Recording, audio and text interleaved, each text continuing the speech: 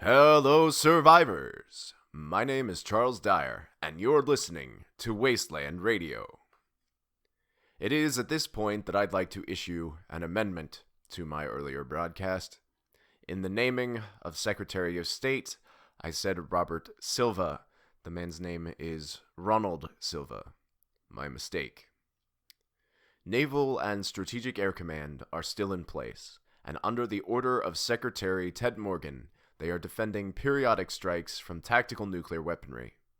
The implication is that spy satellites are relaying information to certain missile craft in the Atlantic, targeting areas that are still lit up across the West Coast, and placing some shots into the Midwest. On the eastern seaboard, multiple electric infrastructure grids have failed. However, the National Guard and Army Corps of Engineers have been acting to repair certain power systems nearby.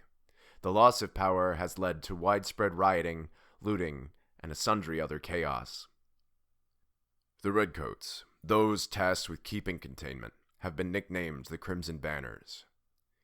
They are assimilating citizens into their ranks, but officially, the Banners should have been dissolved and disbanded. By anyone listening, they should be considered deserters and traitors to their nation. They are a delinquent offshoot of the command structure of the remaining National Guard. Those still under the authority of Ted Morgan have been told to keep the peace and aid in the capture of these looters. This has sparked a number of conflicts across the country between the Banners and the United Front of First Responders, which are now themselves recruiting citizens into their militias. Banners are said to have raided the Capitol. It's rumored that they are operating under the commands of Ronald Silva and are in some small capacity acting as a paramilitary coup. No further information is available on DC at this time. Riots and looting quelled by the Banners have seen lethal resistance, upwards of thousands dead. Similar events dealt with by the Standards, that coalition of first responders, have seen high incidence of injuries but far fewer deaths. Use of lethal force in the low 20s and fatalities only just in the double digits despite all the chaos. The numbers, of course, don't consider the fatalities of opposing factions. Banners are traitors and not considered in these numbers of people shot and killed during the attempt to restore civic order. It is at this point I'd like to add that with the extensive deaths caused by the exchange, it's more than likely that many shop owners, supply chains, and other means of product distribution are thoroughly damaged. This puts the average person in a very tight spot, since the supplies contained within the stores are probably the last you'll see for a while. They still happily belong to the company that purchased them in the first place, and it is sort of do or die related to looting.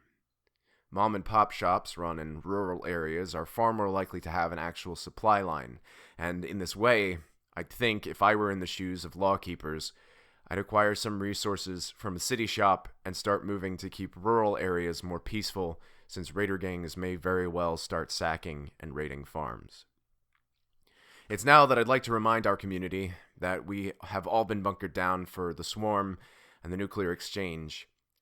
In an ideal world, it would be great for us to celebrate our fellow survivors and rebuild our communities together, as much has been destroyed in the fighting. I can empathize, however, with the fear that national interests do not align with personal ones. I can understand the fear that the Neff will be massacred by Banners should they make themselves known.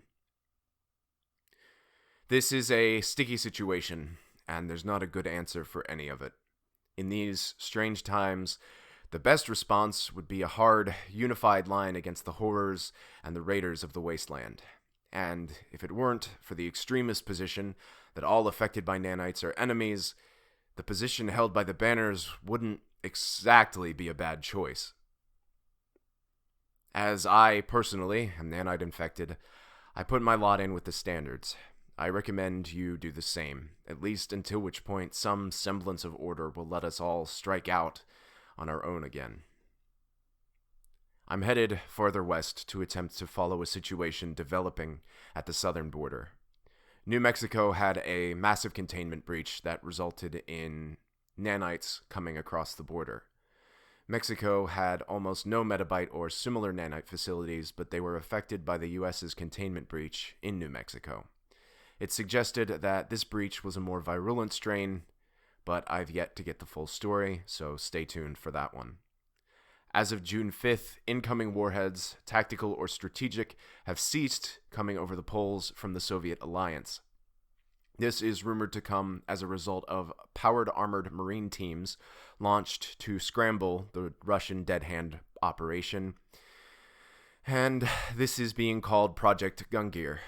Whether no more missiles are to come from them or this is a temporary ceasefire, we'll stay on the story as events continue to unfold. Of note, it should be said that the Gungir team is only able to disrupt terrestrial missile bases and certain intelligence channels.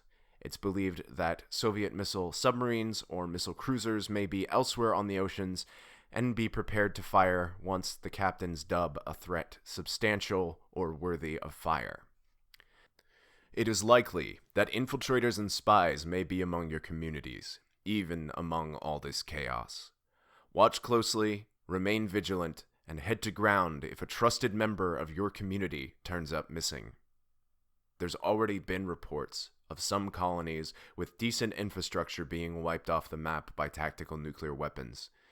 This is coming days after reports of arrests related to the subsequent destruction of Boca Chica Navy facility in Key West, Florida. More troubling is reports of American-made multi-role fighters delivering bunker busters to an unknown installation in the Nevada desert. Speculative analysis ties this to a company called Vineyard Biosystems, who aided in researching the nanite treatment to forestall aging. The terrorist group responsible for the Black Swarm event were said to be protesting the lack of dispersion of this treatment, believing that the untested, FDA-unapproved treatment was to only be released to the elites and the military. With everything that's happened, the terrorist messages have been muddled by the political upheaval and wanton death. The implication is they only meant to destroy the company and make the patent for the immortality drug public domain. It is said that the group went to ground after the swarms broke out. I have a meeting with one of their recruiters to discuss their doctrine and better understand if they intended to end the world or if it was an unintended consequence. Until next week, this has been Charles Dyer, signing off. And stay alive out there. Thank you so much for listening to my third episode of Wasteland Radio. I genuinely hope you enjoyed it. Consider clicking the like button, subscribe, leave a comment asking where the next episode is. If you'd like to hire me for voice acting, narration, anything along those lines, I have a business inquiry email in my YouTube page, so go ahead and drop me a line. And thank you so much for listening. Also, it should go without saying that anything contained within this is a complete work of fiction. Anything related to real-world events or that sort of thing is purely coincidence, and all of that other lovely disclaimer that you're supposed to do whenever you're talking about a fictional place. So again, thanks for watching.